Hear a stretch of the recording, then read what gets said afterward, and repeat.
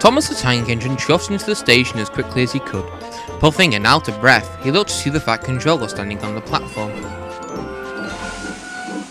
"Sorry I'm late," he panted. "There are so many passengers that I've had to spend longer at each station."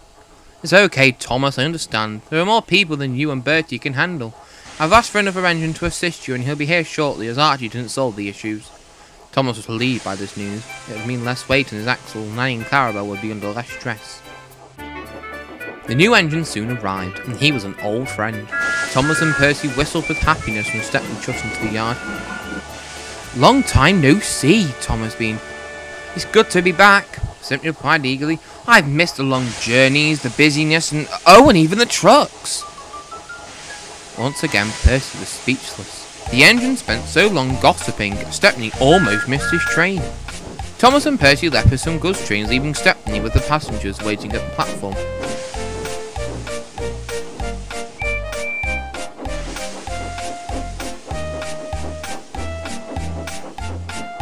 The only coaches in the yard were a pair of blue coaches. Excuse me," he asked politely, "are you due to be taken by another engine?" "Not that we know of," the coaches replied. Stepney's driver checked with the yard foreman. "No, I've never seen these coaches before," he said. "I haven't received any information about them, so I guess you can take them." Eager to start work, Stepney coupled up to them. "I'm Stepney the Bluebell engine," he introduced himself. "It's nice to meet you." "I'm Victoria," one of the coaches answered.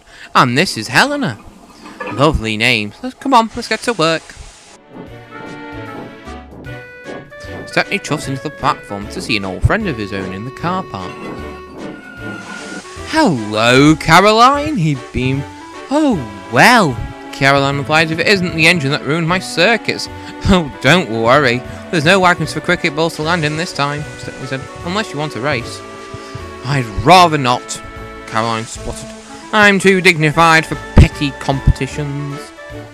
The guard blew his whistle and Stepney steamed off. "Goodbye," he called back to Caroline, who couldn't help but smile as he left. A little while later, the Fat Controller came to the yard to see Thomas. "Stepney will be back soon, and as a surprise I've got him 2 coaches of his own," he explained, looking to the siding. But to the Fat Controller's surprise, the coaches were gone. "They were in the siding," he explained. "They've been taken." "Who would take railway coaches?" Thomas pondered. "And ruin such a lovely surprise." Meanwhile, Stepney was enjoying his stroll down the branch line. Helena and Victoria ran so smoothly behind him, they were as light as feathers. They made it to each station on time and everything ran like clockwork.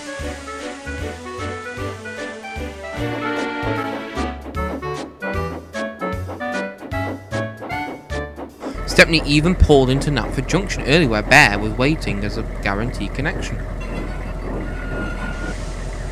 "Well, isn't this a sight?" he said as little terrier puffed in. "You seem like a jolly little fellow." "It's my first day as a resident on the island," Stepney chuffed back. "It's so good to be back." "This place is paradise with its fair share of entertaining jeeps and jitters," Bear replied. The guard blew his whistle and Bear roared to life. Stepney jumped in surprise. "Oh, sorry about that," Bear called over the noise. "It's my hydrokinetic transmission unit. It transfers power to my wheels using hydraulics." And Bear roared away, leaving Stepney with ringing in his boiler. Back in the yard, the Fat Controller couldn't think what had happened. He had checked his schedules and the coaches had been delivered. "I don't know where they've gone," he said. "They were here before I left," Thomas said. "Well, we can't have a surprise without the surprise." The Fat Controller shook his head. Just then, Stepney steamed up to the junction. "Surprise? What surprise?" The Fat Controller looked to see Stepney pulling the missing coaches. "I see you've already met Helena and Victoria then," he said. "Yes, sir," Stepney replied. "Oh, they had a splendid ride. They were your surprise for joining the railway." The Fat Controller laughed. "But it seems your surprise is in the end. I guess it's down to not enough people being kept in the loop." "Thank you, sir," Stepney beamed. "They are delightful." "In that case, carry on," the Fat Controller ordered. Satisfied, everything was in order. Stepney dropped his passengers off at the platform and shunted Helena and Victoria back into the yard next to Thomas. "How is it having your own coaches?" Thomas asked. "They are lovely company," Stepney replied. "They're from a railway on the mainland. Both had been abandoned at a station and turned into sheds. The Fat Controller had them restored for me." I've never had my own coaches before. They are a privilege, Thomas said. They will be your best of friends. I think they already are, Stepney smiled, happy to be back with his friend, another famous tank